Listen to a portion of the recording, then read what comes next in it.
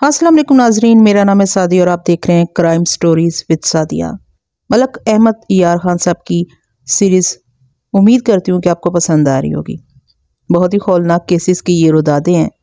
आइए आगाज़ करते हैं आज की न्यू केस का। लेकिन इससे पहले कि मैं अपनी कहानी का आगाज़ करूँ, जो मेरे चैनल पर न्यू है जल्दी से प्लीज़ चैनल को सब्सक्राइब कर लीजिए और काइंडली लाइक कमेंट और शेयर प्लीज़ लाजमी से किया कीजिए, इससे मेरी वीडियो की रीच बढ़ती है। आइए आगाज़ करते हैं आज के केस का। कत्ल की वारदात की तफ्तीश इतनी मुश्किल नहीं होती जितनी समझी जाती है। सिर्फ तवज्जो और दिलचस्पी की ज़रूरत है। लेकिन कत्ल का ये केस जो मैं आपको सुनाने लगा हूँ, उसने मेरा दिमाग माऊफ कर दिया था। ऐसे लगता था जैसे खुदा मेरा इम्तहान ले रहा हो। अपनी आदत और मसलहत के पेश नज़र मैं उस इलाके का नाम और लोगों के असल नाम नहीं लिखूंगा। इस बिरादरी के बहुत से लोग अब पाकिस्तान में आबाद हैं। पाकिस्तान में आकर तो बेचारे जैसे मरी गए हों। हिंदुस्तान में ये बिरादरी कत्ल की वारदातों में मशहूर थी। पंजाब के बाज़ इलाकों मसलन रावलपिंडी, जेहलम, सरगोदा वगैरह में भी ख़ानदानी दुश्मनी और मामूली बातों पर लोग एक दूसरे को कत्ल करते हैं। लेकिन यहाँ आमने सामने आकर कत्ल किया जाता है। बाज़ कातिल कत्ल करके खुद ही थाने चले जाते और फ़ख्र से बताते हैं कि उन्होंने अपने दुश्मन को कत्ल कर दिया है। मैं जिस इलाके की कहानी सुनाने लगा हूँ, वहाँ चोरी छुपे और ऐसे पुरइसरार तरीके से कत्ल किए जाते थे कि पुलिस चकरा जाती थी। सुराग लगाना पड़ता था कि मकतूल की दुश्मनी किसके साथ थी। कई केस अदम पता करार देकर फाइल बंद कर दी जाती थी। ये बिरादरी या कबीला मुसलमान था। हिंदुस्तान में आज़ादी से पहले उनका पेशा काश्तकारी था। गैरत वाले लोग थे। मर्द औरत के नाजायज़ मुरासिम को किसी कीमत पर बर्दाश्त नहीं करते थे। लेकिन इंसानी फितरत का सबसे बड़ा मुतालबा मोहब्बत है, जिसे कुल्हाड़ियाँ, गंडासे और बंदूकें नहीं दबा सकती। मोहब्बत करने वालों ने मौत के साए में बैठकर भी मोहब्बत की है, कत्ल हुए हैं और कत्ल से बचने के लिए गांव से भागे भी हैं। मेरा थाना उस इलाके के एक गांव की तरह के कस्बे में था। इर्द गिर्द का देहाती इलाका भी मेरे थाने में आता था। वहाँ की ज़मीन हमवार नहीं थी, बहुत ऊंची नीची थी। आबाद खेतियाँ भी थी और कई जगह वीरान जंगल और गहरे नशेब भी थे। उस वक़्त आबादी थोड़ी थी। गाँव छोटे छोटे और कम थे। देहात में ज़राए आमदोरफ्त, घोड़े खच्चर वगैरह थे। अक्सर लोग पैदल सफ़र करते थे। ये भी ख्याल रखें कि लोगों के उस वक्त के किरदार में और आज के किरदार में बहुत फ़र्क था। सच बोलने वाले हर हाल में सच ही बोलते थे और जिन्हें सच नहीं बोलना होता था वो सच नहीं बोलते थे। लेकिन ऐसे लोगों की तादाद कम थी। वो अलग थलग नज़र आते थे लोग, खुसूसन ये कबीला ज़ुबान के पक्के थे।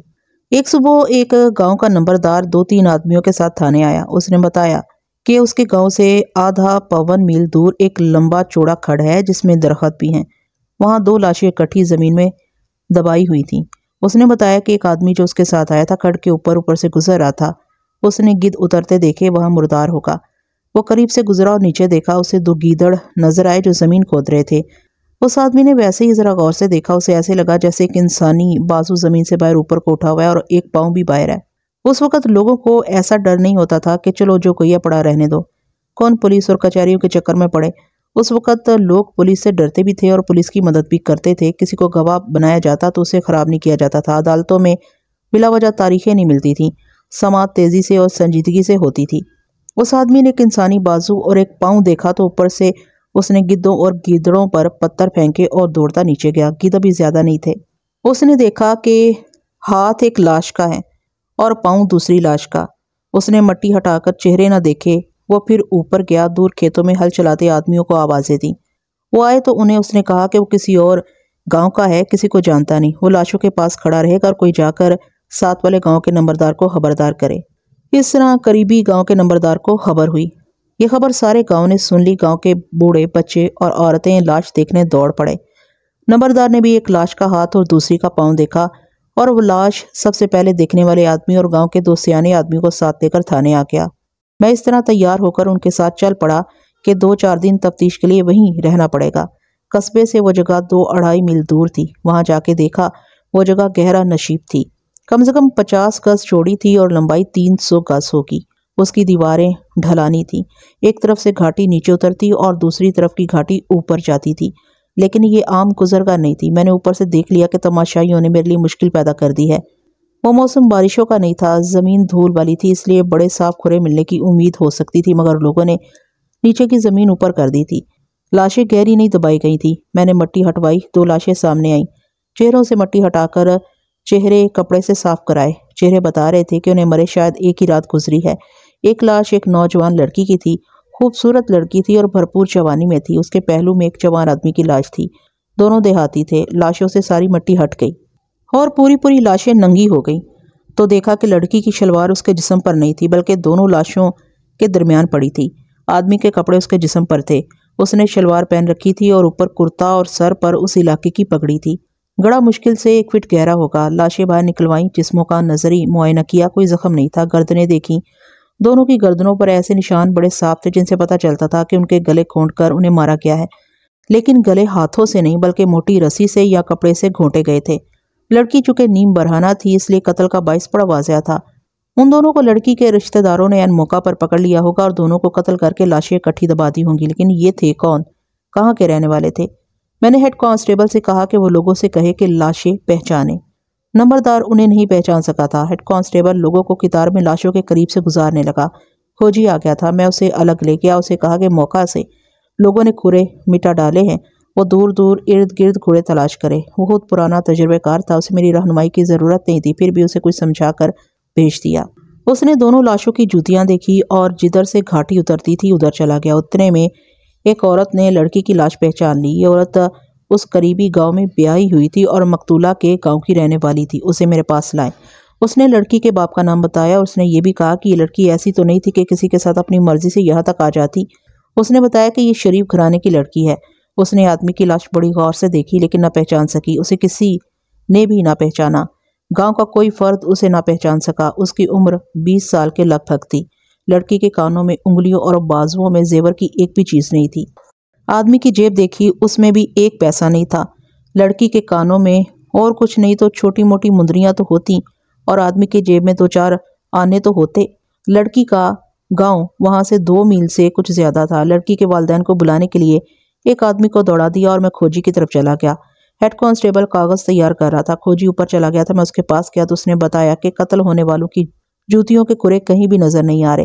اس نے مجھے گھوڑوں کے سموں کے نشان دکھائے۔ یہ گھوڑے گھاٹی سے اترے تھے اور موقع واردات کی طرف گئے تھے۔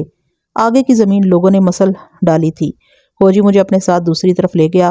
اگر گھوڑے نشیبی جگہ سے گزرے تھے تو آگے ان کے کھرے ملنے چاہیے تھے۔ ہم اس جگہ سے آگے کی طرف چلے گئے جہاں زمین تماشائیوں سے محفوظ تھی۔ کوئی کھرا نہ ملا۔ ایک اور طرف سے بھی گھاٹی اترتی تھی، یہ پہلو پر تھی۔ ہم دونوں ادھر گئے تو گھوڑوں کے کھرے بڑے صاف دکھائی دیے۔ یہ کہیں ایک دوسرے کے اوپر تھے اور کہیں ذرا پھیلے ہوئے تھے، اس لیے یہ معلوم کرنا ممکن نہیں تھا کہ گھوڑے کتنے تھے۔ ان سب کھروں میں ایک چیز واضح تھی کہ ہم نے پہلے جو کھرے دیکھے تھے وہ موقع واردات کی طرف آ رہے تھے اور دوسری طرف جو دیکھے وہ موقع واردات سے جا رہے تھے، یعنی آئے اور موقع واردات پر 90 درجے کے زاویے پر بائیں کو چلے گئے۔ میرا تجزیہ یہ تھا کہ انہیں اگر نشیب میں سے گزرنا ہوتا تو سیدھا آگے جاتے جو بہتر راستہ تھا، وہ بائیں کو گئے جو اچھا راستہ نہیں تھا۔ اگر انہیں ادھر ہی جانا تھا تو اوپر سے کیوں نہ چلے گئے؟ وہیں جہاں اوپر جا کر گھوڑے ایک اور طرف چلے گئے تھے وہاں سے ایک اور گھوڑے کے کھرے نظر آئے جو ادھر آ رہے تھے۔ یہ پتہ نہیں چلتا تھا کہ یہ گھوڑا دوسرے گھوڑوں میں شامل ہو کر ان کے ساتھ چلا گیا یا کدھر گیا۔ کھوجی کھروں کو دیکھتا ادھر گیا۔ میں کھڑا رہا۔ وہ بہت دور سے واپس آیا اور مجھے بتایا کہ یہ گھوڑا کہیں اور سے آ رہا تھا اور میرے دماغ میں 2 جرم تھے۔ میرے دماغ میں 2 جرم آتے تھے۔ ایک یہ کہ دونوں مقتول نازیبا حالت میں پکڑے گئے اور قتل ہو گئے۔ دوسرا یہ کہ یہ میاں بیوی ہوں گے، یہاں سے گزرے اور بدماشوں کا شکار ہو گئے۔ انہوں نے لڑکی کو خراب کیا، دونوں کو قتل کیا، زیور اتارا اور دونوں کی لاشیں یہاں دبا دی۔ لیکن جس عورت نے لاش پہچانی تھی وہ کہتی تھی کہ لڑکی کی بھی شادی نہیں ہوئی تھی اور جس آدمی کی لاش اس کے ساتھ پڑی تھی وہ اس کے لیے اجنبی تھا۔ مجھے مقتولہ کے باپ کا انتظار تھا۔ مقتولہ کا باپ، ماں، بھائی، 3-4 رشتہ دار اور گاؤں کے 6-7 آدمی آ گئے۔ انہوں نے کوہرام بپا کر دیا۔ ایسی صورتحال پیدا ہوتی ہی ہے اور اس میں تفتیش بڑی مشکل ہو جاتی ہے۔ فوری طور پر مجھے مقتولہ کے ماں باپ کی یہ ضرورت تھی کہ وہ لاش کو شناخت کریں۔ میں نے مقتولہ کے باپ سے پوچھا تو اس نے تصدیق کر دی کہ یہ بیٹی اسی کی ہے۔ مقتول کو وہ پہچان نہ سکا۔ اس کے ساتھ جو لوگ آئے تھے ان سے پوچھا، وہ بھی اسے نہیں پہچانتے تھے۔ میں حیران اس پر ہو رہا تھا کہ اس آدمی کے ساتھ لڑکی کا دوستانہ تھا مگر گاؤں والے اسے جانتے ہی نہیں تھے۔ ایسا تو ہو نہیں سکتا تھا کہ لڑکی نے بڑی ہی دور جا کر دوستی لگائی ہو۔ میں نے لاشیں پوسٹ مارٹم کے لیے بھیجنے کا انتظام کیا اور قریبی گاؤں میں نمبردار کے گھر جا ڈیرا ڈالا۔ لڑکی کے باپ کو سب سے پہلے اپنے پاس بٹھایا۔ اس سے پوچھا کہ اسے کچھ سمجھ آئی ہے کہ اس کی بیٹی اس آدمی کے ساتھ کیوں قتل ہوئی ہے۔ اس بیچارے کو تو چکر آ رہے تھے۔ اس نے سر ہلا کر بتایا کہ اسے کچھ پتہ نہیں کہ یہ کیا ہوا اور کیسے ہوا۔ یہ لاشیں شاید ساری رات یہاں پڑی رہی ہیں۔ میں نے کہا تمہیں پتہ ہی نہیں چلا کہ تمہاری بیٹی گھر میں نہیں ہے؟ وہ ظہر کے بعد گھر سے نکلی تھی، اس نے بتایا۔ شام تک واپس نہ آئی تو ہم پریشان ہوئے۔ جن سہیلیوں کے ساتھ باہر جایا کرتی تھی ان سے پوچھا، وہ ان میں سے کسی کے بھی گھر نہیں گئی تھی۔ اب ایک ہی جگہ رہ گئی تھی، ہمارے گاؤں کے ساتھ کرم شاہ جی کا آستان ہے، کبھی کبھی وہاں جایا کرتی تھی۔ وہاں گئے تو وہاں بھی نہیں تھی۔ شاہ جی کا نام سن کر میں چونکا۔ یہ پیر، فقیر اور عامل بڑے گھناؤنے جرائم کا ارتکاب کرتے تھے۔ 17-18 سال کی خوبصورت لڑکی کا کرم شاہ جی کے پاس اکیلے جانا ایک جرم کی نشاندہی کرتا تھا۔ میں نے مقتولہ کے باپ سے پوچھا کہ لڑکی اکثر کرم شاہ کے پاس اکیلی جایا کرتی تھی؟ نہیں، اس نے جواب دیا، وہ اپنی ماں کے ساتھ جاتی تھی اور زیادہ تر اپنی ایک سہیلی کے ساتھ جاتی تھی۔ میرا خیال ہے وہ کل ادھر نہیں گئی۔ ہم نے اس کی سہیلی سے پوچھا تو اس نے کہا وہ اس کے گھر نہیں گئی، کرم شاہ جی کے آستانے پر بھی نہیں گئی۔ تم اس کے باپ تھے؟ میں نے کہا تمہیں معلوم ہوگا کہ لڑکی کسی کو پسند کرتی ہے۔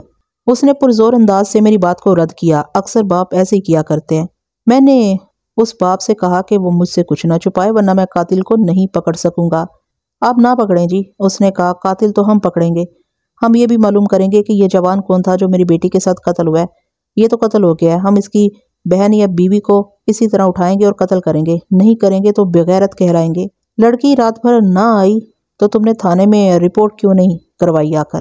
ہمیں امید تھی کہ آ جائے گی، اس نے جواب دیا۔ صبح میں نے اپنے ایک بھائی کو بتایا، اس نے کہا کہ اور انتظار نہ کرو، تھانے چلو۔ ہم تھانے کی سوچ رہے تھے کہ آپ کا آدمی آ گیا۔ دوپہر کے وقت ایسا نہیں ہو سکتا کہ کوئی آدمی جوان لڑکی کو اٹھا لے جائے۔ میں نے کہا تم مجھ سے کچھ چھپا رہے ہو کیونکہ تم خود انتقام لینا چاہتے ہو۔ اگر بعد میں مجھے پتا چل گیا کہ تم نے فلاں بات مجھ سے چھپائی تھی تو میں تمہیں شہادت کو پولیس سے چھپانے کے جرم میں گرفتار کر لوں گا۔ وہ رو تو رہا ہی تھا، اب اور زیادہ رونے لگا اور بولا، ایک یہ بے عزتی کہ بیٹی قتل ہو گئی اور معلوم نہیں کس سال میں قتل ہوئی، دوسرے یہ کہ آپ مجھے گرفتار کر لیں گے۔ لڑکی کی شادی تو ہوئی نہیں تھی، منگنی ہوئی تھی، اس نے جواب دیا۔ جن لوگوں کو تم نے جواب دے دیا تھا وہ ناراض ہوں گے۔ میں نے کہا ان میں کوئی ایسا ہے جس نے اپنی بے عزتی کا بدلہ لیا ہو؟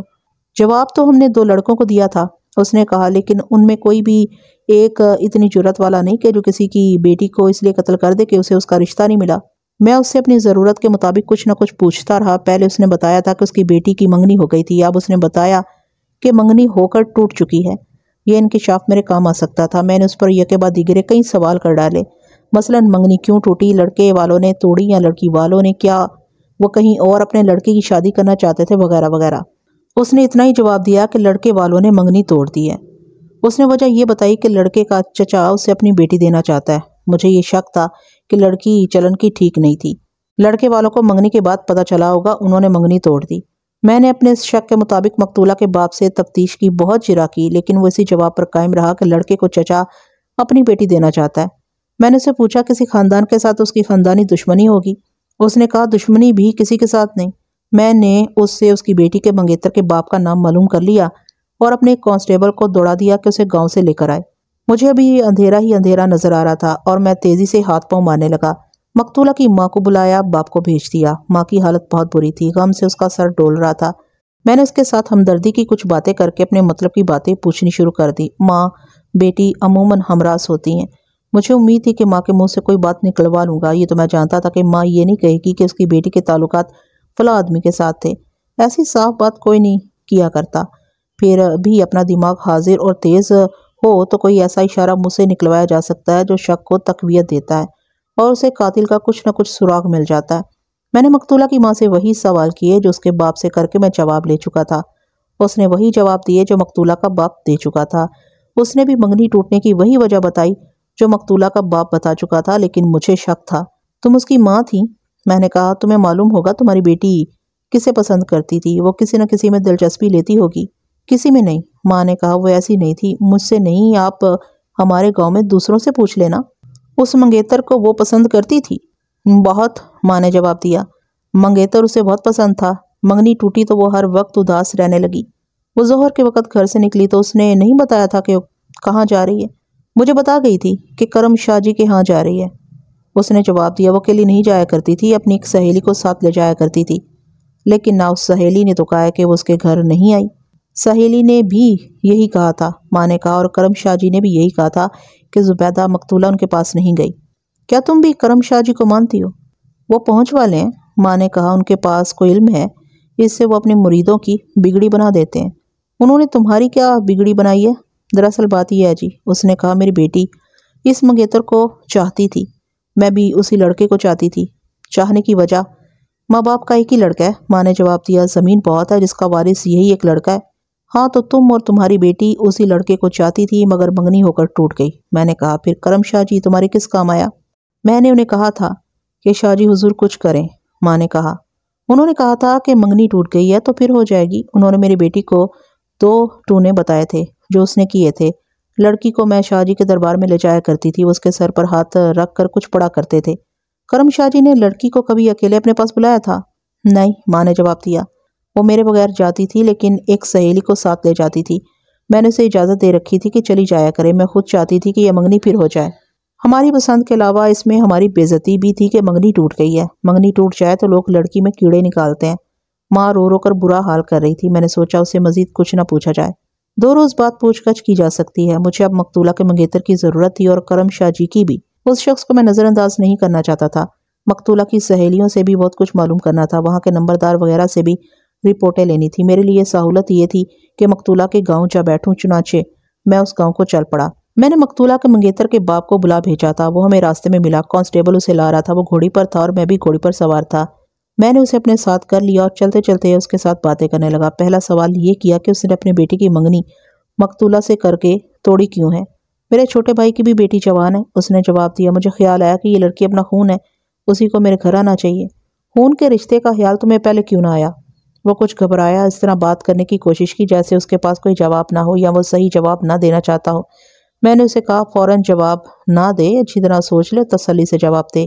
میرا اس کے ساتھ کوئی تعلق نہیں ہے کہ تم نے ایک لڑکی کو چھوڑ کر دوسری لڑکی کے ساتھ بیٹی کی منگنی کیوں کر دی؟ میں نے کہا، تم نے کوئی جرم نہیں کیا، اگر تم اصل وجہ بتا دو گے تو میں تمہیں اس جرم میں تو نہیں پکڑ لوں گا کہ تم نے زبیدہ کو قتل کیا۔ سوچ کر جواب دو۔ بس جی، وہ رک رک کر بولا، مجھے بھائی کا خیال آ گیا تھا۔ تمہیں بھائی کا خیال نہیں آ گیا تھا؟ میں نے زور دے کر کہا، کیا تمہیں لڑکی کے چال چلن پر شک ہو گیا تھا؟ نہیں جی، اس نے جواب دیا۔ میں اس امید پر اس کے پیچھے پڑا رہا کہ وہ کچھ چھپا رہا ہے۔ میں نے یہ رائے قائم کر لی تھی کہ لڑکی کا چال چلن ٹھیک نہیں تھا۔ میں نے اس شخص کو سوالوں سے پریشان کر دیا اور دھمکی بھی دی تو اس نے وجہ بتا دی۔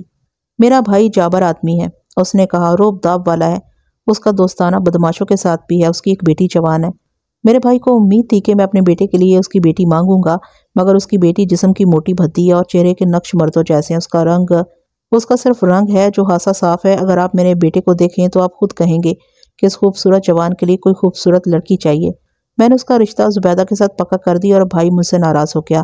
اس نے خود تو مجھے کچھ نہ کہا، اس کے ایک دوست نے مجھ سے کہا کہ تمہارا بھائی تم سے سخت ناراض ہے، وہ کہتا ہے کہ تم نے یہ منگنی توڑ کر میری بیٹی سے اپنے بیٹے کا بیاہ نہ کیا تو پچھتاؤ گے۔ میں سمجھ گیا کہ میرے بھائی نے مجھے دھمکی بھیجی ہے، لیکن میں منگنی کر چکا تھا۔ میرے بھائی نے مجھے اور زیادہ دھمکایا، لیکن کسی کی زبانی۔ آخر اس نے مجھے اپنی زبان سے کہا کہ تم نے میری بیٹی قبول نہ کی تو کسی اور کی بیٹی تمہارے گھر میں نہیں آئے گی۔ میں اسے ڈرتا ہوں۔ میں نے منگنی توڑ دی لیکن اپنے بھائی کی بیٹی کا رشتہ ابھی تک نہیں مانگا۔ میں نے اسے تسلی دے دی کہ میں اسی کی بیٹی کو گھر لاؤں گا۔ تم نے رشتہ کیوں نہیں مانگا؟ میں نے پوچھا، کس انتظار میں ہو؟ حضور والا، اس نے التجا کی، آپ کے ہاتھ میں قانون کی طاقت ہے، آپ میری مدد کر سکتے ہیں۔ میں اپنے بھائی کی بیٹی کو گھر لایا تو میرا بیٹا مجھ سے چھن جائے گا۔ اس نے اپنی ماں سے کہا ہے کہ اس کی شادی اس لڑکی کے ساتھ کی گئی تو وہ گھر سے ہمیشہ کے لیے چلا جائے گا۔ یہ میرا ایک ہی بیٹا ہے حضور والا، میرا بھائی بدماش ہے، وہ مجھے بہت نقصان پہنچا سکتا ہے۔ آپ اس کی بدماشی ختم کر سکتے ہیں؟ کیا وہ قتل کر یا کروا سکتا ہے؟ اس کے ہاتھ بڑی دور تک پہنچتے ہیں جی، اس نے کہا، وہ بہت کچھ کر سکتا ہے۔ کیا تم یہ شک کرتے ہو کہ زبیدہ کو تمہارے بھائی نے قتل کرایا ہے؟ اگر آپ میرے بھائی کو نہ بتا دیں تو عرض کروں، اس نے کہا، مجھے اسی پر شک ہے، میں کوئی ثبوت پیش نہیں کر سکتا۔ شک پکا ہے، اگر میں اس کی بیٹی مانگ لیتا تو یہ زبیدہ بیچاری قتل نہ ہوتی۔ شک تو میرا بھی یہی تھا، لیکن معمہ یہ تھا کہ لڑکی کے ساتھ کس کی لاش تھی۔ اگر لڑکی کو اس کے سابق منگیتر کا چچا قتل کراتا تو گاؤں کے کہیں قریب کراتا۔ میں نے بہت سوچا، دماغ تھک گیا، بہرحال مجھے اس چچا سے بھی ملنا تھا۔ مقتولہ کا گاؤں آ گیا، وہاں چوپال تھا، میں اس کے اندر جا بیٹھا، وہاں کے نمبردار کو پاس بٹھا کر کہا کہ وہ مجھے اپنے 3 گھروں کی خبریں سنائے، ایک مقتولہ اور اس کا گھر، دوسرا اس کا منگیتر، اس کا گھر، تیسرا اس کے منگیتر کا چچا اور اس کا گھر۔ اس نے مقتولہ کے متعلق بتایا کہ شریف لڑکی ہے، اس کے گھر کے خلاف کسی کو کوئی شکایت نہیں۔ مقتولہ کے منگیتر کا نام صداقت بتایا، اور اس نے کہا کہ لڑکا نوجوان ہے لیکن اوچھا اور چھچھورا نہیں، گھر بھی تعریف کے قابل ہے۔ صداقت کے چچا کے متعلق نمبردار کی رائے اچھی نہیں تھی۔ اس کے بھائی یعنی صداقت کے باپ نے جو کچھ اس کے متعلق بتایا تھا، نمبردار نے اس کی تصدیق کی، مگر کچھ زیادہ باتیں بھی بتائیں۔ اس کی بیٹی کے متعلق اس نے بتایا کہ برادری میں اس لڑکی کا رشتہ لینے کے لیے کوئی بھی تیار نہیں۔ ایک تو لڑکی موٹی بھدی سی ہے، لیکن اصل وجہ یہ ہے کہ لڑکی کے باپ کو کوئی شریف گھرانہ پسند نہیں کرتا۔ میں نے منگیتر کے چچا کو بلا کر اسے کہا کہ وہ اچھی طرح سوچ لے کہ وہ کیا بیان دے گا۔ اس نے اپنی بے گناہی ثابت کرنے کے لیے کچھ کہنا چاہا، لیکن میں نے اسے روک دیا۔ ہیڈ کانسٹیبل سے کہا کہ اسے وہ دیوار کے ساتھ اس طرح بٹھا دے کہ اس کا منہ دیوار کی طرف ہو اور میرے اگلے حکم تک اسی طرح بیٹھا رہے۔ میں نے صداقت کے باپ سے اس آدمی کا نام پوچھا جس نے اس تک اس کے بھائی کی دھمکی پہنچائی تھی۔ یہ آدمی تماشائیوں میں موجود تھا۔ اسے میں نے اندر بٹھا لیا۔ تم نے صداقت کے باپ کو صداقت کے چچا کی دھمکی دی تھی؟ میں نے اسے پوچھا۔ مجھے یہ بتاؤ کہ صداقت کے چچا نے کیا کہا تھا؟ میں نے کسی کو دھمکی نہیں دی تھی جناب عالی، اس نے کہا۔ صداقت کے چچا نے ایک بات کی تھی، وہ میں نے صداقت کے باپ سے کر دی۔ کیا تم مجھے دھوکہ دے سکو گے؟ میں نے کہا۔ اپنا کھیل میرے ساتھ کھیل سکو گے؟ ذرا کان کھولو اور سنو۔ ایک آدمی اور ایک لڑکی قتل ہو گئے ہیں۔ تم نے اپنے یار کو دیکھ لیا ہے، باہر دیوار کے ساتھ لگا بیٹھا ہے۔ تم اس کے ساتھی ہو۔ میں قاتل کو پکڑنے آیا ہوں۔ میں تمہیں اتنی جلدی نہیں چھوڑوں گا۔ مجھے نچانے کی کوشش کرو گے تو ہتھکڑیاں لگوا کر تمہیں تھانے میں بھیج دوں گا۔ چلو بولو۔ اس نے تسلیم کیا کہ صداقت کے چچا کے ساتھ اس کا یارانہ بڑا گہرا ہے۔ وہ جوا بھی کھیلتے ہیں، چرس اور شراب بھی پیتے ہیں اور بدماشی بھی کرتے ہیں۔ صداقت کے چچا نے مجھے کہا تھا کہ اس کے بھائی نے گھر کا رشتہ چھوڑ کر باہر کا رشتہ لے لیا ہے۔ تم اسے میری طرف سے ڈراؤ کہ اس نے یہ منگنی نہ توڑی تو وہ نقصان اٹھائے گا۔ اس نے یہ بھی کہا تھا کہ صداقت کی شادی کسی اور لڑکی کے ساتھ ہوئی تو وہ لڑکی اس کے گھر میں آباد نہیں ہو سکے گی۔ میں نے کہا ہاں جناب عالی، اس نے ایسے ہی کہا تھا۔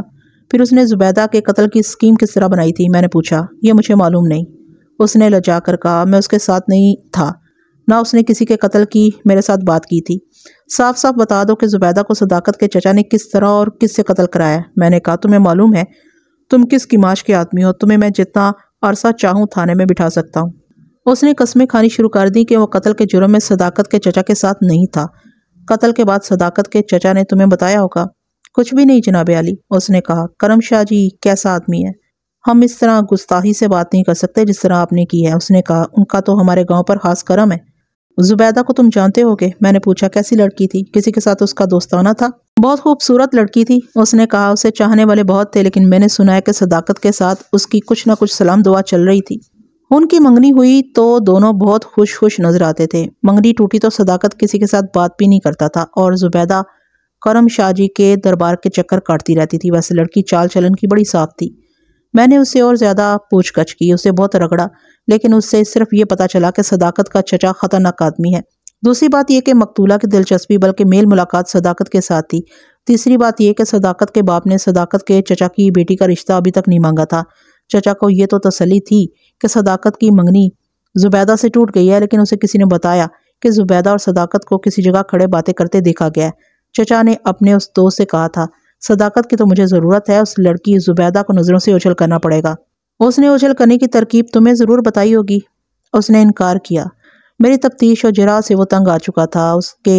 اس نے ہاتھ جوڑ کر اور رندھی ہوئی آواز میں کہا کہ وہ جتنا جانتا تھا اتنا اس نے بتا دیا ہے۔ اس نے یہ بھی کہا کہ صداقت کا چچا بہت غیر آدمی ہے، وہ اپنا راز اپنے دوستوں کے سوا اور کسی کو نہیں دیا کرتا۔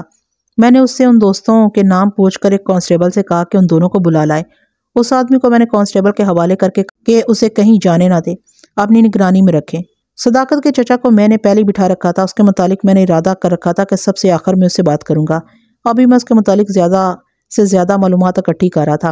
زبیدہ کے متعلق اس کی سہیلیاں کچھ بتا سکتی تھی۔ میں نے اس کی 3 سہیلیوں کو اس طرح بلا لیا کہ وہ اپنے باپوں کے ساتھ آئیں۔ وہ سب اسی گاؤں کی تھیں۔ تھوڑی دیر میں آ گئیں۔ میں نے پہلے تینوں کے باپوں اور نمبردار کو اندر بٹھا کر کہا کہ ان کی بیٹیوں سے صرف پوچھنا ہے، باپ ان کا فکر نہ کریں اور اپنی بیٹیوں کو سمجھا دے کہ میں ان سے کچھ پوچھوں تو مجھے کوئی غلط جواب نہ دے۔ اگر وہ کوئی ایسی بات جانتی ہوں جو میں پوچھ نہ سکوں تو وہ بھی مجھے بتا دیں۔ میں نے ان کے باپوں سے کہا کہ قاتل کو پکڑنے میں میری مدد کریں، ورنہ ان کی بیٹیوں کا بھی یہی انجام ہو سکتا ہے۔ ان کے ساتھ ایسی بہت سی باتیں کر کے اور یہ تسلی دے کر کے یہ میری اپنی بہنیں ہیں۔ میں نے ان میں سے ایک کو اندر بٹھا لیا۔ اس لڑکی نے زبیدہ اور صداقت کی مجھے وہی باتیں بتائیں جو مجھے پہلے ہی معلوم ہو چکی تھیں۔ اس نے نئی بات یہ بتائی کہ زبیدہ چال چلن کی بہت پکی تھی۔ وہ صرف صداقت کو چاہتی تھی، لیکن منگنی سے پہلے ان دونوں کی کوئی ایسی ملاقات نہیں ہوئی تھی جسے چوری چھپے کی ملاقات کہا جاتا۔ یہ گاؤں زیادہ بڑا نہیں تھا، سب ایک دوسرے کو جانتے تھے۔ جوان لڑکے اور لڑکیاں بھی آپس میں سب کے سامنے باتیں کرتے تھے۔ وہ دور آج سے بالکل مختلف تھا، برے لوگ بھی تھے لیکن آٹے میں نمک کے برابر۔ مجموعی طور پر یوں ہوتا تھا کہ بچپن سے اکٹھے کھیلنے والے لڑکے لڑکیاں شادی ہو جانے تک اکٹھے کھیلتے، محفلیں جمتی اور گپ شپ چلتی تھی۔ مجھے اس لڑکی سے پتہ چلا کہ صداقت اور زبیدہ کا میل ملاقات یہی تھا جو سب کے سامنے ہوتا تھا۔ زبیدہ نے اپنی سہیلیوں کو بتایا تھا کہ اسے صداقت بہت اچھا لگتا ہے، اسے یقین تھا کہ صداقت بھی اسے چاہتا ہے۔ پھر خدا نے دونوں کی سن لی اور ان کا رشتہ طے ہو گیا اور منگنی ہو گئی۔ دونوں بہت خوش تھے، لیکن رواج کے مطابق اب ایک دوسرے کے سامنے نہیں آتے تھے اور ان کی بات چیت بند ہو گئی تھی۔ اس لڑکی نے بتایا کہ 1 مہینہ گزرا، صداقت کے ماں باپ نے یہ منگنی توڑ دی۔ انہوں نے کوئی وجہ نہ بتائی، لیکن گاؤں میں کسی کی نیت چھپی نہیں رہ سکتی۔ سب کو پتہ چل گیا کہ صداقت کے چچا نے اپنے بڑے بھائی کو دھونس دے کر منگنی توڑوائی ہے اور اسے کہا ہے کہ وہ اس کی بیٹی کا رشتہ لے۔ منگنی تو ٹوٹ گئی، لیکن صداقت کے باپ نے ابھی تک اپنی بھتیجی کا رشتہ نہیں لیا۔ زبیدہ اور صداقت کا یہ حال ہو گیا جیسے جیتے جی مر گئے ہوں۔ زبیدہ سہیلیوں کے پاس روتی بھی رہی تھی۔ سہیلیوں کو معلوم تھا کہ زبیدہ کی ماں کرم شاہ جی کے پاس گئی تھی اور کرم شاہ نے انہیں کوئی ٹونے بتا کر تسلی دی تھی کہ منگنی پھر ہو جائے گی۔ ماں بیٹی کو اس لیے یقین تھا کہ صداقت کے باپ نے ابھی تک اپنے بھائی کی بیٹی کا رشتہ نہیں مانگا تھا۔ زبیدہ کرم شاہ کے پاس کبھی اکیلی بھی گئی تھی؟ نہیں، اس کی سہیلی نے کہا۔ اس کی ماں اسے اپنے ساتھ لے جاتی تھی۔ 2-3 مرتبہ کرم شاہ جی نے اسے بلایا تو ہر بار وہ مجھے ساتھ لے کر گئی۔ وہاں جا کر کرم شاہ اسے دوسرے کمرے میں نہیں لے گیا تھا؟ کبھی نہیں، اس نے جواب دیا۔ میں ساتھ بیٹھی تھی۔ کیا تمہیں زبیدہ کے دل کی ساری باتیں معلوم ہیں؟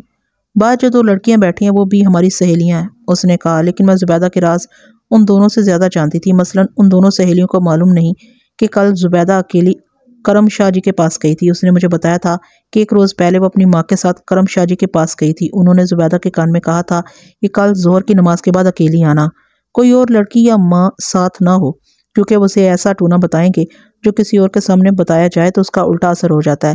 زبیدہ نے مجھے بتایا تھا کہ وہ اپنی ماں کو نہیں بتائے گی وہ اکیلی جا رہی ہے۔ وہ گئی تھی، میں نے اسے جاتے نہیں دیکھا، لیکن مجھے یقین ہے وہ گئی تھی، اس نے جواب دیا۔ کرم شاہ نے اسے ٹونے کس قسم کے بتائے تھے؟ اس نے 2-3 اوٹ پٹانگ ٹونے بتا کر کہا۔ کل کرم شاہ جی نے اسے جو ٹونا بتانا تھا وہ زبیدہ نے مجھے بتایا تھا۔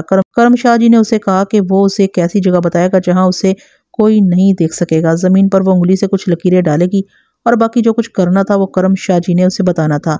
میں نے اپنے ذہن میں کرم شاہ کو مشتبہ قرار دے دیا۔ میں آپ کو بتا چکا ہوں کہ کرم شاہ جیسے لوگ مجرمانہ زندگی بسر کرتے ہیں، ان کے جرائم کا شکار کوار دیہاتی ہوتے ہیں جن کے عقیدے کمزور اور مسائل بڑے سخت ہوتے ہیں۔ اس شاہ نے لڑکی کو بڑے مؤثر ٹونے کا دھوکہ دے کر اکیلے بلایا اور کہا کہ وہ اسے ایسی جگہ لے جائے گا جہاں اسے کوئی دیکھ نہیں سکے گا۔ کرم شاہ پر شک کر کے میرے سامنے پھر یہ معمہ آ گیا کہ مقتولہ کی لاش کے ساتھ کس کی لاش دبائی گئی تھی۔ اگر کرم شاہ لڑکی کو ویرانے میں لے گیا تھا تو کیا وہ اسے اتنی دور لایا تھا؟ اگر اتنی ہی دور لے آیا تھا تو اسے قتل کیوں کیا؟ کیا یہ مقتول کرم شاہ کا آدمی تھا؟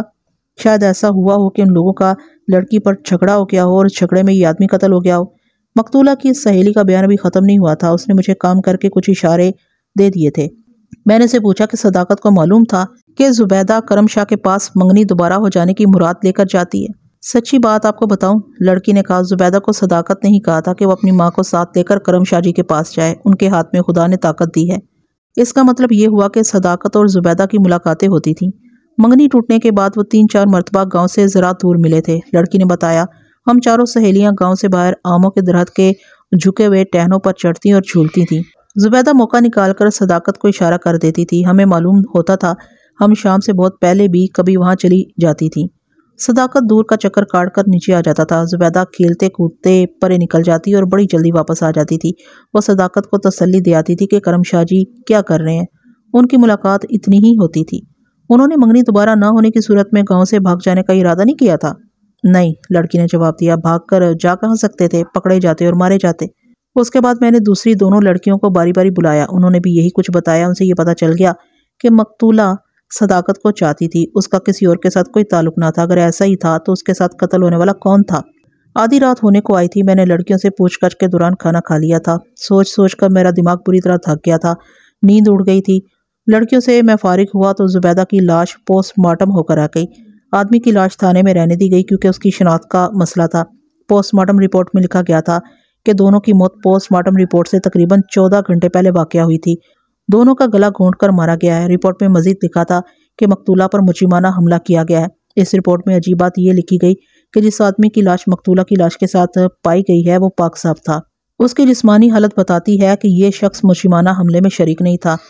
اس آدمی کے جسم پر ایسے نشان ملتے ہیں جن سے پتہ چلتا ہے کہ اسے کسی نے پکڑا تھا اور اس نے مزاحمت کی تھی۔ اس رپورٹ نے میرے لیے ایک اور مشکل پیدا کر دی۔ میں نے شروع میں کہا ہے کہ مقتولہ کی لاش پر صرف قمیص تھی، اس کی شلوار دونوں لاشوں کے درمیان زمین میں دبی ملی تھی۔ یقین یہی تھا کہ مقتولہ پر مجرمانہ حملہ اسی نے کیا ہے جس کی لاش اس کے ساتھ ہے۔ میرا خیال تھا کہ انہیں کسی نے قابل اعتراض حالت میں دیکھ لیا اور دونوں کو قتل کر دیا۔ قاتل مقتولہ کے لواحقین ہو سکتے تھے مگر وہ رات بھر گاؤں میں ہی رہے۔ اب ڈاکٹروں نے لکھ دیا کہ جو آدمی مقتولہ کے ساتھ قتل ہوا ہے وہ پاک صاف رہا۔ اس صورتحال میں یہی کہا جا سکتا تھا کہ مقتولہ اس آدمی کے ساتھ گھر سے بھاگ کر جا رہی تھی۔ راستے میں انہیں کوئی راہزن یا بدمعاش مل گئے، انہوں نے لڑکی کو بے آبرو کیا۔ مقتولہ کے ساتھی نے مقتولہ کو بچانے کی کوشش کی، اس کے جسم پر اس مزاحمت کے ہلکے ہلکے نشان تھے۔ مجرموں نے دونوں کے گلے دبا کر انہیں قتل کر دیا۔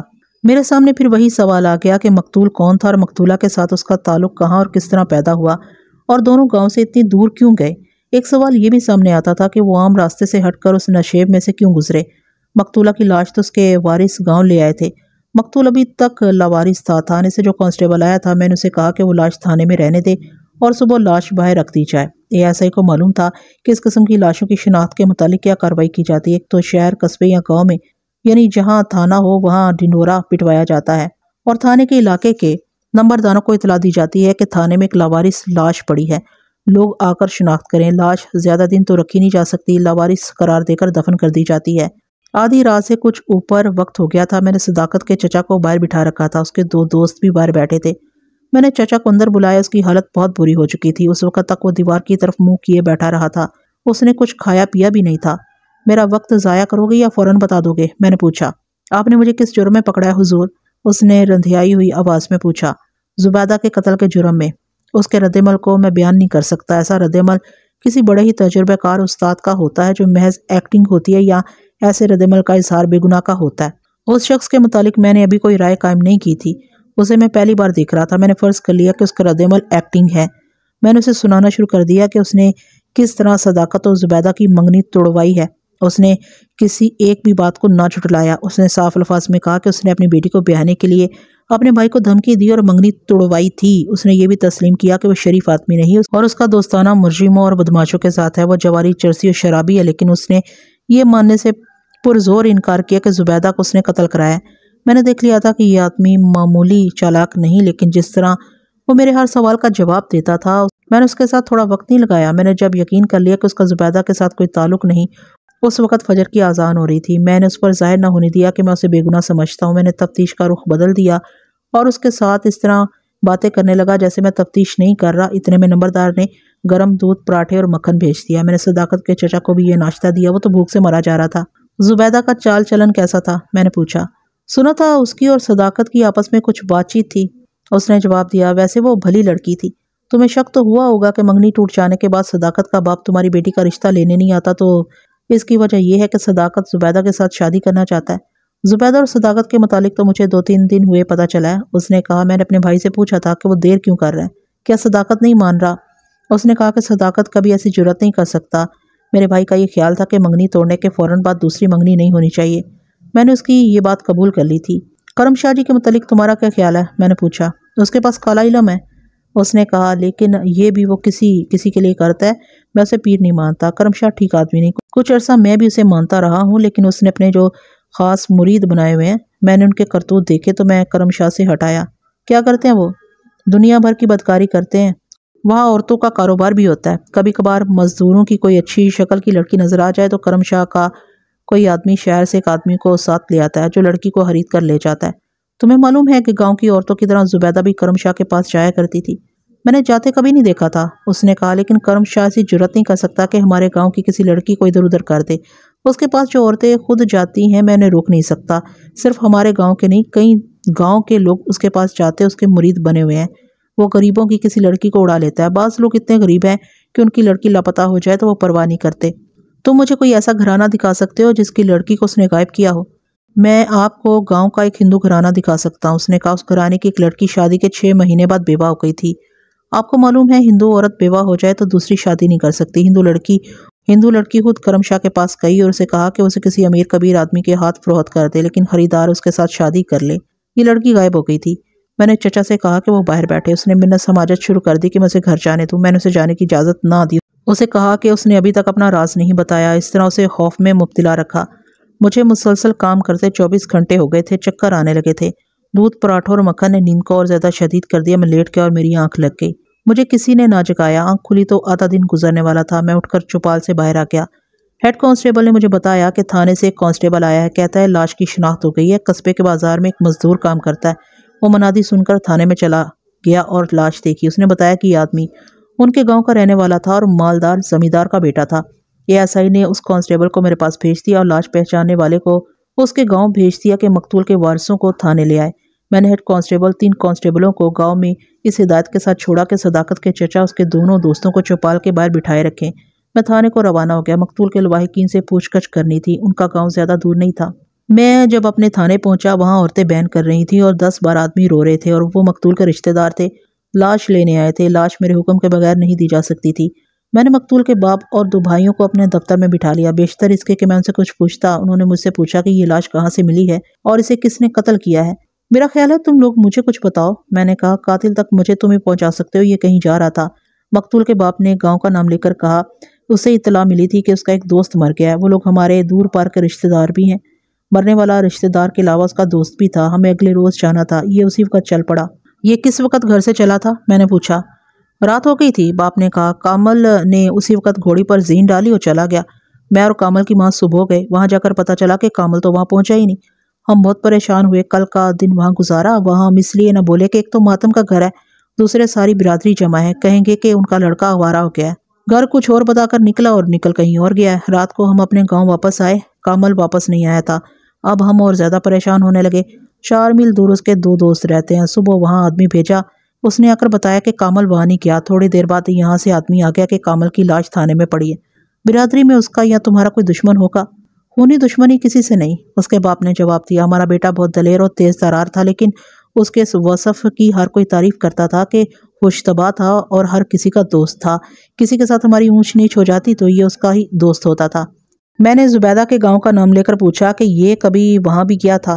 باپ نے بتایا کہ وہ گاؤں بہت دور ہے، وہاں ان کا کسی کے ساتھ کوئی تعلق نہیں۔ وہ مجھ سے پوچھنے لگے کہ میں نے زبیدہ کے گاؤں کا نام لے کر پوچھا کہ یہ کبھی وہاں بھی گیا تھا؟ باپ نے بتایا کہ وہ گاؤں بہت دور ہے، وہاں ان کا کسی کے ساتھ کوئی تعلق نہیں۔ وہ مجھ سے پوچھنے لگے کہ میں نے اس گاؤں کا نام کیوں لیا ہے؟ میں نے انہیں بتایا کہ اس کی لاش کے ساتھ ایک جوان لڑکی کی لاش تھی۔ باپ نے قسمیں کھانی شروع کر دی۔ پولیس اور قانون کو قسموں سے مطمئن نہیں کیا جا سکتا۔ مجھے ہر شک پر سوچنا اور تفتیش کرنی تھی۔ کامل مقتول کی لاش کی اطلاع پر اس کے گاؤں کے بہت سے لوگ آ گئے تھے۔ میں نے پوچھا کہ ان میں کامل کا کوئی قریبی دوست ہے؟ اس کی عمر کے 2 نوجوان میرے پاس آ گئے۔ میں نے ان سے وہی باتیں پوچھی جو مقتولوں کے دوستوں سے پوچھی جاتی ہیں۔ کامل کے دوستوں نے بتایا کہ کامل گاؤں کا مقبول آدمی تھا۔ 2 لڑکیاں اس پر مرتی تھی، لیکن یہ کہا کرتا تھا کہ جس کے ساتھ شادی ہوگی محبت اسی کے ساتھ ہوگی۔ مختصر یہ کہ کامل کے دوستوں نے مجھے یقین دلا دیا کہ وہ عورت اور جنسیت کے معاملے میں بالکل صاف تھا۔ وہ گھڑ سواری اور نیزہ بازی کا شوقین تھا۔ پوسٹ مارٹم رپورٹ میرے سامنے تھی، اس میں لکھا تھا کہ یہ مرنے سے پہلے بالکل صاف تھا اور لڑکی پر مجرمانہ حملے میں یہ شامل نہیں تھا۔ اس کے گاؤں کے ان تمام آدمیوں سے میں نے باری باری پوچھا، سب نے اس کے چال چلن کی تعریف کی۔ میں نے جب دیکھا کہ 2 ہندو بھی آئے ہوئے ہیں اور وہ بھی اس کی تعریف کر رہے ہیں تو مجھے ماننا پڑا کہ مقتول واقعی اچھا آدمی تھا۔ پھر زبیدہ کے ساتھ اس کا کیا تعلق تھا؟ دوسرا سوال یہ کہ اس کی گھوڑی کہاں گئی؟ میں اکیلا سوچ سوچ کر ادھموا ہو گیا تھا۔ میرا ASI رگھو ناتھ سیان آدمی تھا۔ اسے بٹھا کر دفتر کا دروازہ اندر سے بند کر لیا اور اسے واردات اور اس وقت تک کی اپنی تفتیش سنائی۔ اسے کہا کہ میرا دماغ تو جام ہو گیا ہے۔ وہ زمانہ کچھ اور تھا۔ اتنے سنگین کیس کو اللہ کی آس پر اپنی صلاحیت استعمال کیے بغیر الگ نہیں رکھا جا سکتا تھا۔ اوپر انگریز بیٹھے تھے جو ڈاکے اور قتل کی واردات پر ہمارے لیے طوفان کھڑا کر دیتے تھے۔ یہ تو دوہرے قتل کی واردات تھی۔ مجھے معلوم تھا کہ ایک ہی رات اور گزرے گی تو علاقے کا DSP خود آ جائے گا یا اس کا ٹیلی فون آ جائے گا۔ اس کے علاوہ یہ احساس مجھے زیادہ پریشان کرتا تھا کہ جس فرض کی مجھے تنخواہ ملتی ہے یہ فرض کامیابی سے ادا ہونا چاہیے۔ انگریز افسروں کے ڈر اور اپنے فرض کے احساس سے بڑھ کر ایک احساس اور تھا جو مجھے سونے اور چین سے بیٹھنے نہیں دے رہا تھا۔ احساس یہ تھا کہ مقتولہ کے چال چلن کے متعلق بھی مجھے وہی رائے اور رپورٹیں ملی تھیں جو مقتول کامل کے متعلق مل رہی تھیں۔ دونوں کے کردار صاف ستھرے بتائے گئے تھے۔ ظلم یہ ہوا کہ زبیدہ کی جبری آبرو ریزی ہوئی اور کامل قتل ہو گیا۔ یہ ثابت ہو گیا تھا کہ آبرو ریزی کا مرتکب کامل نہیں تھا۔ یہ میرے لیے ایک چیلنج تھا کہ میرے علاقے میں درندے سرگرم ہیں اور انہیں اپنے علاقے سے نہیں بلکہ دنیا کے تختے سے اٹھا پھینکنا میرا کام ہے۔ ملک صاحب، رگھو ناتھ نے کہا، آپ مسلمان ہیں، اب ناراض ہو جائیں گے۔ تم بکواس بند کرو اور اپنا مشورہ دو۔ میں نے اس کا اشارہ سمجھتے ہوئے کہا، تم کرم شاہ کی بات کرنا چاہتے ہو نا؟ یہ مسلمانوں کا عقیدہ نہیں کہ کرم شاہ جیسے نوسر بازو کی مریدی کی جائے۔ میں تو ان لوگوں کو مجرم کہا کرتا ہوں۔ میرا پیر، میرا مرشد اور میرا عمل صرف ایک ہے، اور وہ ہے ہمارے رسول صلی اللہ علیہ وآلہ وسلم۔ اپنے حضور اکرم صلی اللہ علیہ وآلہ وسلم کے سامنے میں کرم شاہ، نرم شاہ اور گرم شاہ کو شیطانوں سے زیادہ کچھ نہیں سمجھا کرتا۔ تم کھل کر بات کرو۔ تم شاید یہ کہنا چاہتے ہو کہ میں کرم شاہ کی طرف توجہ نہیں دے رہا۔ آپ کی ساری بات سن کر میرے ذہن میں یہی آئی ہے کہ کرم شاہ کی طرف فوراً توجہ دینی چاہیے، رگھو ناتھ نے کہا۔ اس نے لڑکی کو اکیلے بلایا تھا، اسے کہا تھا کہ کسی ایسی جگہ لے جاؤں گا جہاں کوئی دیکھ نہیں سکے گا۔ آپ کو تو معلوم ہے ملک صاحب، یہ لوگ دیہاتیوں کے لیے دیوتا بنے رہتے ہیں۔ قانون کو یہ کیا سمجھتے ہیں، یہ تو خدا کو بھی نہیں کچھ سمجھتے۔ میرا دماغ کرم شاہ سے ہٹا نہیں تھا، میں دوسروں کے ساتھ مصروف تھا، اب اسی طرف توجہ دینی تھی۔ لیکن کامل کا معاملہ بھی سامنے آ گیا۔ مجھے اچانک ایک خیال آیا۔ کھوجی نے جب واردات والے گہرے نشیب کے اوپر گھوڑوں کے کھرے دیکھے تھے تو اس نے مجھے ایک اور گھوڑے کے کھرے دکھائے تھے۔ یہ کوئی گھڑ سوار تھا جو دوسری طرف سے اکیلا آ رہا تھا۔ پھر اس کے کھرے دوسرے گھوڑوں کے کھروں میں گڈمڈ ہو گئے۔ کیا یہ اکیلا گھوڑا کامل کا تھا؟ میں نے کامل کے لواحقین سے باہر نکل کر اس گاؤں کا راستہ پوچھا جہاں کامل کا دوست مر گیا تھا۔ انہیں بتایا کہ راستے میں ایک لمبی چوڑی گہری جگہ آئی ہے۔ انہوں نے بتایا کہ راستہ اس گہری جگہ کے اوپر سے جاتا ہے۔ میں نے ان لوگوں کو لاش لے جانے کی اجازت دے دی۔ دوسرا فیصلہ یہ کیا کہ زبیدہ کے گاؤں پیغام بھیجا کہ میرا عملہ واپس آ جائے اور نمبردار کو صداقت کے چچا اور اس کے دونوں دوستوں کو ساتھ لے آئے۔ یہ پیغام بھیج کر میں اپنے دوسرے ہیڈ کانسٹیبل کو 2 نام بتائے، شمسو اور مہتاب۔ اسے کہا کہ ان دونوں کو تھانے لے آؤ۔ ہیڈ کانسٹیبل نے کہا کہ اس نے چند منٹ پہلے مہتاب کو تھانے سے باہر کھڑے دیکھا ہے، اسے ابھی لے کر آتا ہوں۔ ہمارے قریب ایک کانسٹیبل کھڑا تھا، اس نے کہا مجھے معلوم ہے وہ کہاں ہوگا۔ میں آپ کو شمسو اور مہتاب کے متعلق پہلے ہی بتا دوں کہ یہ کون تھے اور ہیڈ کانسٹیبل اور کانسٹیبل اسے کس طرح جانتے تھے۔ میں نے مقتولہ کے گاؤں میں معلوم کرایا تھا کہ کرم شاہ کے خاص مصاحب کون ہیں۔ میں جانتا تھا کہ پیری مریدی کے کاروبار میں ہر پیر اور کرم شاہ جیسا عمل اپنے ساتھ 2-3 خاص آدمی رکھتا ہے۔ یہ خاص آدمی منچے ہوئے استاد ہوتے ہیں، بعض باقاعدہ جرائم پیشہ ہوتے ہیں۔ کرم شاہ کے ساتھ یہ 2 آدمی تھے، ایک شمسو اور دوسرا مہتاب۔ صداقت کے چچا نے بھی ان دونوں کا نام لیا تھا۔ میں یہ 2 نام سن کر چونک پڑا تھا۔ شمسو 2 بار کا سزا یافتہ تھا۔ پہلی بار ہزنی میں اسے 3 سال سزائے قید ملی تھی۔ 2 سال بعد وہ ایک غریب سے گھرانے میں جا گھسا اور اندر جو اکیلی عورت بیٹھی تھی اس پر شمسو نے مجرمانہ حملہ کرنے کی کوشش کی، لیکن عورت نے اس کی شہرگ میں دانت کاٹ دیے۔ گھر کا ایک لڑکا اندر نہ آ جاتا تو یہ عورت شمسو کو جان سے مار ڈالتی۔ لڑکے نے شور مچایا، گاؤں کے لوگ آ گئے، انہوں نے دیکھا کہ شمسو نیچے پڑا تڑپ رہا ہے۔ عورت نے اس کی شہرگ دانتوں میں دبا رکھی ہے، خون ٹپک رہا ہے، عورت کے کپڑے پھٹے ہوئے ہیں۔ لوگوں نے شمسو کو بڑی مشکل سے چھڑایا، اس کی شہرگ سے خون بہہ رہا تھا۔ اسے اسی وقت تھانے لے گئے، وہاں سے اسپتال لے گئے۔ اسے 5 سال سزائے قید دی گئی تھی۔ میں جب اس تھانے آیا شمسو دوسری سزا بھگت کر آ چکا تھا۔ مہتاب سزا یافتہ نہیں تھا، لیکن اس کا شمار میرے علاقے کے بدماشوں میں ہوتا تھا، بلکہ یہ کہیں کہ مہتاب پیشہ ور مشتبہ تھا۔ لڑائی جھگڑے کے 3-4 کیسوں میں پکڑا گیا تھا اور دونوں پارٹیوں کا راضی نامہ ہو گیا تو مہتاب سزا سے بچ گیا۔ مہتاب کو سزا سے بچانے میں مجھ سے پہلے تھانے دار کا ہاتھ بھی تھا۔ بعض مقدموں کو مضبوط کرنے کے لیے پولیس کو جھوٹے گواہ استعمال کرنے پڑتے ہیں۔ پہلا تھانے دار مہتاب کو استعمال کرتا رہا تھا، بجائے اس کے کہ وہ مہتاب کو نقد معاوضہ دیتا، اسے چھوٹی موٹی وارداتیں کرنے کی اجازت دے دیتا تھا۔ جس کانسٹیبل نے کہا تھا کہ اس نے مہتاب کو دیکھا ہے، وہ میرے کہنے پر اسے بلانے کو چلا گیا۔ ہیڈ کانسٹیبل سے میں نے کہا کہ وہ شمسو کو لے آئے۔ ہیڈ کانسٹیبل کو میں نے گاؤں کے ایک آدمی کا نام بتا کر کہا کہ وہ کرم شاہ پر ہر وقت نظر رکھے۔ یہ کام جس آدمی کے سپرد کر رہا تھا وہ میرا خاص آدمی تھا۔ میں ابھی کرم شاہ کو چھیڑنا نہیں چاہتا تھا، اگر وہ اس واردات میں ملوث تھا تو اس کی نظر میری تفتیش پر ضرور ہوگی۔ مجھے جب ایک کانسٹیبل نے بتایا کہ اس نے مہتاب کو تھانے کے باہر دیکھا ہے تو مجھے یہی خیال آیا کہ کرم شاہ میری تفتیش کو دیکھ رہا ہے۔ مہتاب اس وقت تھانے کے باہر آیا تھا جب کامل کے گاؤں کے لوگ اس کی لاش لینے آئے تھے۔ ہیڈ کانسٹیبل جب گاؤں کو روانہ ہونے لگا تو میں نے اسے کہا کہ صداقت کو بھی ساتھ لیتا ہے۔ میرا خیال تھا کہ مجھے صداقت کی ضرورت نہیں تھی، اسے میں نے ابھی تک دیکھا ہی نہیں تھا، اس پر مجھے کوئی شک نہ تھا۔ پھر بھی خیال آ گیا کہ مقدمے میں اس کی ضرورت ہوگی، اس لیے اسے بھی بلا لیا۔ 15-20 منٹ ہی گزرے ہوں گے کہ کانسٹیبل مہتاب کو لے آیا۔ میں نے کانسٹیبل سے کہا کہ اسے کسی کی نگرانی میں الگ بٹھا دو اور میرے پاس آؤ۔ کانسٹیبل آیا تو میں نے اسے پوچھا کہ مہتاب اسے کہاں ملا تھا۔ کانسٹیبل نے بتایا کہ کامل کی لاش لے جا رہے تھے، مہتاب کہیں سے آیا اور لاش کے ساتھ گاؤں کے جو آدمی جا رہے تھے ان سے جا ملا۔ کانسٹیبل اس کے پیچھے گیا، اس کے کندھے پر ہاتھ رکھا، اس نے پیچھے دیکھا تو گھبرایا۔ کانسٹیبل نے اسے کہا کہ تھانے چلو تو اس نے کہا تم چلو۔ میں ایک پیغام دے کر پہنچتا ہوں۔ کانسٹیبل نے اسے نہ جانے دیا۔ مہتاب نے جیب سے 2 روپے نکالے، روپے کانسٹیبل کے ہاتھ میں دے کر کہا کہ وہ اسے جانے دے۔ تھانے دار کمزور اور رشوت خور ہو تو اس کے کانسٹیبلوں کو جرائم پیشہ لوگ چپڑاسیوں سے بڑھ کر کچھ نہیں سمجھتے۔ مہتاب کو مجھ سے پہلے والا تھانے دار یاد تھا، میرے ساتھ اس کا واسطہ نہیں پڑا تھا۔ اب کانسٹیبلوں کا رویہ میرے رویے کے مطابق تھا۔ اس کانسٹیبل نے مہتاب کو بازو سے پکڑا اور ساتھ لے آیا۔ راستے میں اس نے کانسٹیبل سے پھر کہا کہ اسے وہ تھانے نہ لے جائے اور بتائے کہ اس کی کیا خدمت کی جائے۔ کانسٹیبل کی اس رپورٹ پر مہتاب کے خلاف میرا شک پکا ہو گیا۔ آنے والی رات بھی مجھے آنکھوں میں کٹتی نظر آ رہی تھی۔ میں ذرا آرام کے لیے کانسٹیبلوں کی بارک میں جا کر سو گیا۔ میری آنکھ کھلی تو شام کے 4 بج رہے تھے۔ مجھے اطلاع ملی کہ میں نے جن لوگوں کو بلایا تھا وہ سب آ گئے ہیں۔ ہیڈ کانسٹیبل نے بتایا کہ وہ کرم شاہ پر نظر رکھنے کے لیے اس آدمی کو بتایا ہے۔ میں اپنے گھر چلا گیا، وردی اتاری، نہایا، پرائیویٹ کپڑے پہنے اور بیوی کو قتل کی یہ واردات سنانے اس کے پاس چولہے کے قریب ہی بیٹھ گیا۔ وہ ہانڈی پکا چکی تھی اور روٹیاں پکانے لگی تھی۔ بیوی کو یہ واردات سنانا ضروری نہیں تھا، لیکن میرا تجربہ تھا کہ بیوی کو میں ہانڈی روٹی کے وقت کوئی دلچسپ اور سنسنی خیز واردات سناتا تھا تو وہ میرے کہے بغیر پراٹھے پکا دیتی تھی۔ اس شام دیکھا کہ اس نے چولہے پر توا رکھ دیا تو میں نے آہ بھر کر کہا، کل ایک بڑی خوبصورت لڑکی قتل ہو گئی ہے اس ظالموں، اور میں نے کہانی سنانا شروع کر دی۔ جذباتیت و حیرت سے اس کے ہونٹ کھل گئے۔ پھر اس نے ہاتھ لمبا کر کے گھی والی ڈولی اپنی طرف گھسیٹی۔ پھر میں کہانی سناتا رہا، وہ پراٹھے پکاتی رہی۔ مجھے یاد ہے کہ کوئی 1 سال پہلے میں ایک روز تھکا گھر لوٹا تو بیوی نے میرے آگے روٹی رکھی۔ خشک پھلکے دیکھ کر میرا مزاج بگڑ گیا۔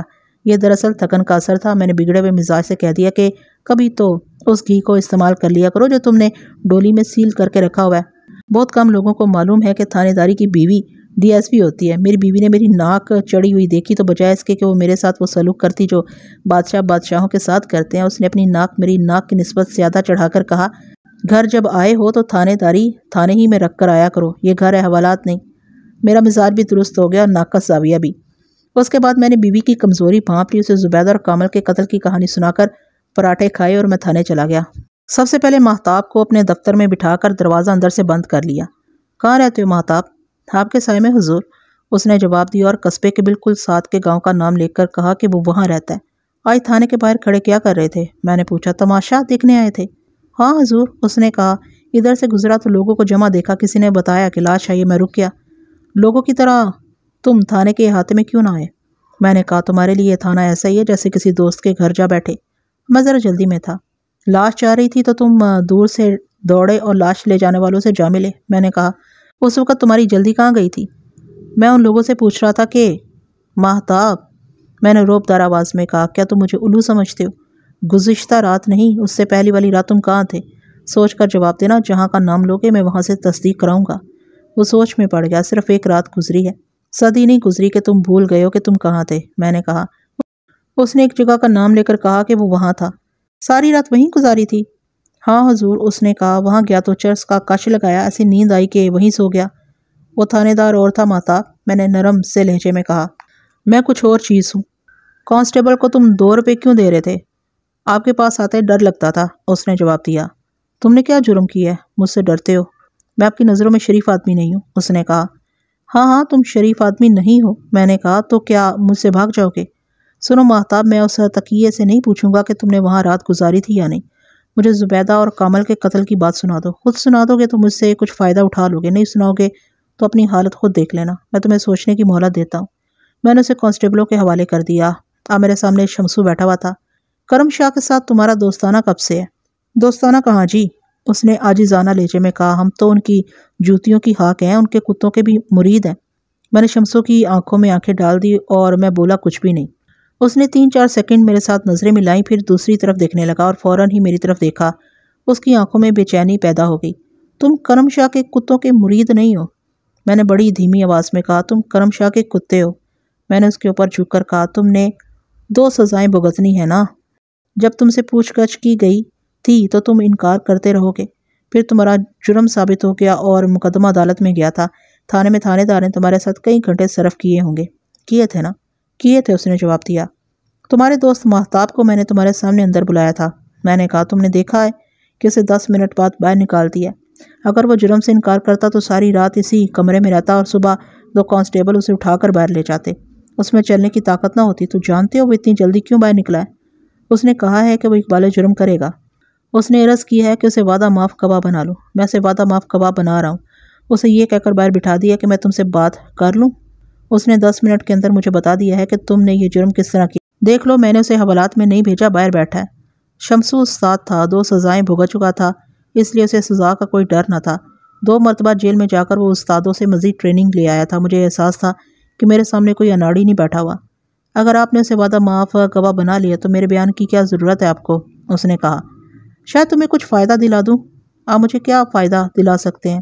اس نے کہا۔ میں نے کوئی جرم نہیں کیا۔ ماہتاب تو پرانا جھوٹا گواہ ہے۔ میرے خلاف کوئی ثبوت اور شہادت ہے تو مجھے عدالت میں لے جائیں۔ میں نے اسے باہر بٹھا دیا۔ ایسے ملزموں اور مشتبہوں سے میں آدھی رات کے بعد تفتیش کیا کرتا تھا۔ حقیقت یہ تھی کہ میں ہوا میں تیر چلا رہا تھا۔ مقتولہ کا منگیتر صداقت، جس کی منگنی توڑ دی گئی تھی، تھانے میں آیا ہوا تھا۔ اسے اندر بلایا۔ اچھا خوبصورت جوان تھا۔ وہ بہت ہی اداس تھا۔ اس کے خلاف مجھے کوئی شک نہیں تھا۔ اس کے ساتھ باتیں ہوتی رہیں۔ کئی بار اس کے آنسو نکل آئے۔ اس نے جو کچھ مجھے بتایا اس سے مقتولہ کی سہیلیوں کے بیانات کی تصدیق ہو رہی تھی۔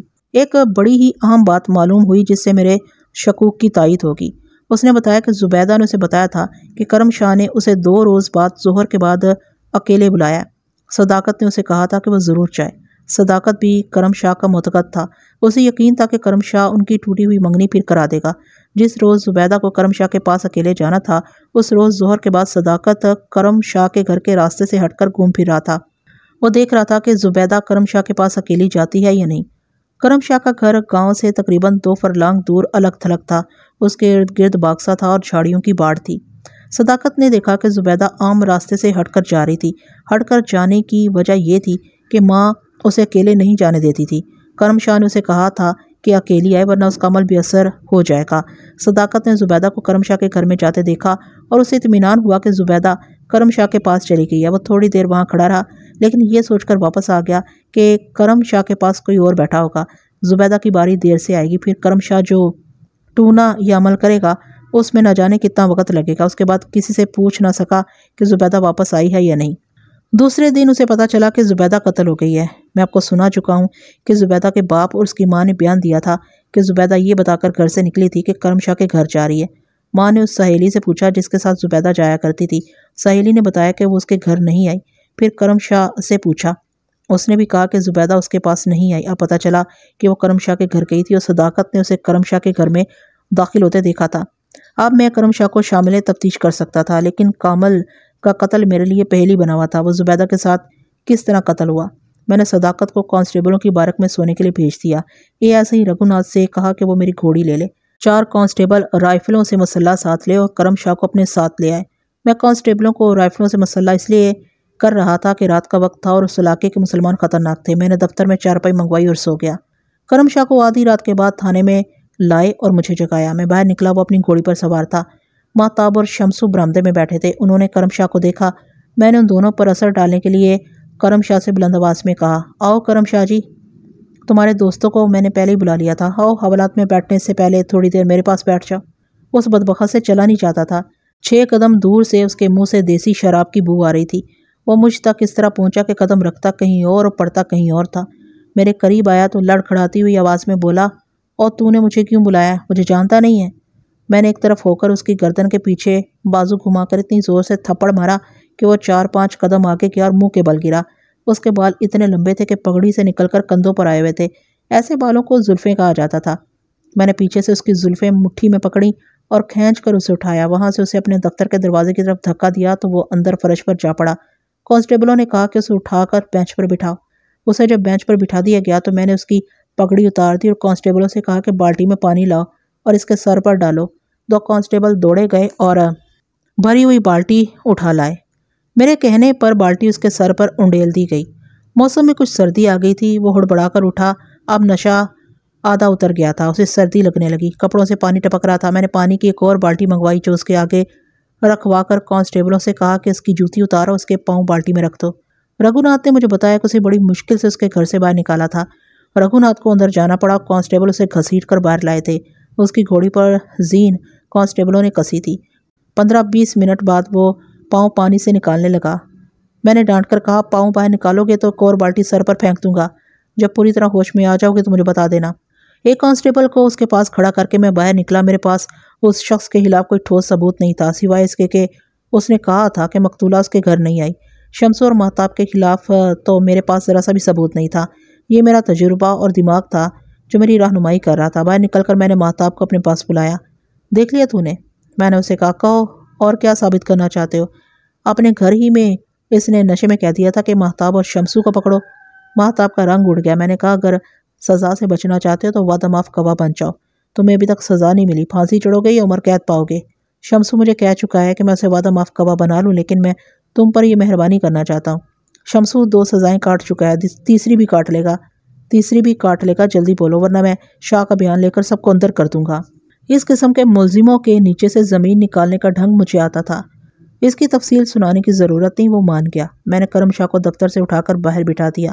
اس نے کہا میں ہوش میں آ گیا ہوں۔ میں نے اسے کہا ذرا بیٹھو، میں تمہیں پوری طرح ہوش میں لانے کا بندوبست کر دیتا ہوں۔ مہتاب نے ایک بڑے ہی خوفناک جرم کا اقبالی بیان دے دیا۔ یہ بڑا لمبا بیان تھا، میں آپ کے مطلب کا بیان سنا دیتا ہوں۔ اس نے کہا کہ کرم شاہ کے پاس کالا علم تو تھا لیکن اس میں اناڑی تھا، وہ نوسر بازی کا ماہر تھا۔ مہتاب اور شمسو اس کے خاص آدمی تھے جو اس کے جرائم میں اس کا ساتھ دیتے تھے۔ لوگوں کو اس کی کرامات سنانے کے لیے اس کے پاس 3 آدمیوں اور 2 عورتوں کا ایک گروہ تھا۔ کرم شاہ کا مکان بدماشوں کا اڈا تھا، وہاں نامی گرامی جوئے باز بھی آیا کرتے تھے۔ عورتوں کی وہاں کمی نہیں تھی۔ تقریباً 2 سال پہلے کرم شاہ نے کو جرم شروع کیا تھا۔ اس علاقے میں مزدوری کرنے والے لوگ زیادہ تھے، بہت غریب لوگ تھے۔ کرم شاہ نے ایک بار ان کی ایک بڑی خوبصورت لڑکی کو ورگلا کر ایک امیر کبیر جوئے باز کے ہاتھ بیچ ڈالا تھا۔ لڑکی غربت سے تنگ آئی ہوئی تھی، خوشی سے اس آدمی کے ساتھ چلی گئی۔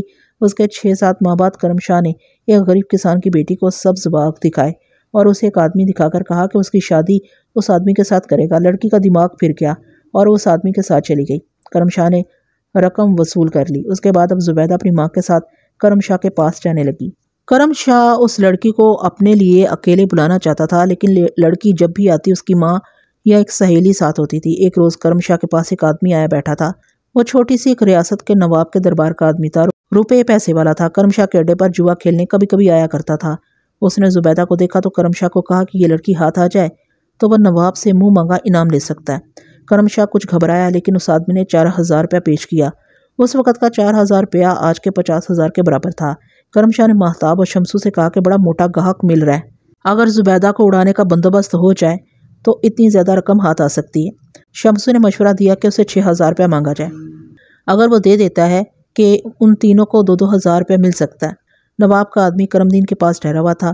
کرم شاہ نے اسے 6 کی بجائے 7,000 کہا اور 6,2500 پر سودا طے ہو گیا۔ اب مسئلہ یہ تھا کہ زبیدہ کو پھانسا کس طرح جائے۔ نواب کے آدمی نے شرط یہ رکھی تھی کہ لڑکی کو فلاں جگہ پہنچا دیا جائے اور وہ پوری رقم ادا کر دے گا۔ اس نے کہا تھا کہ لڑکی نواب کے محل میں داخل ہو گئی تو اس کا تڑپنا رونا چیخنا ختم ہو جائے گا۔ ان لوگوں نے سکیم تیار کر لی۔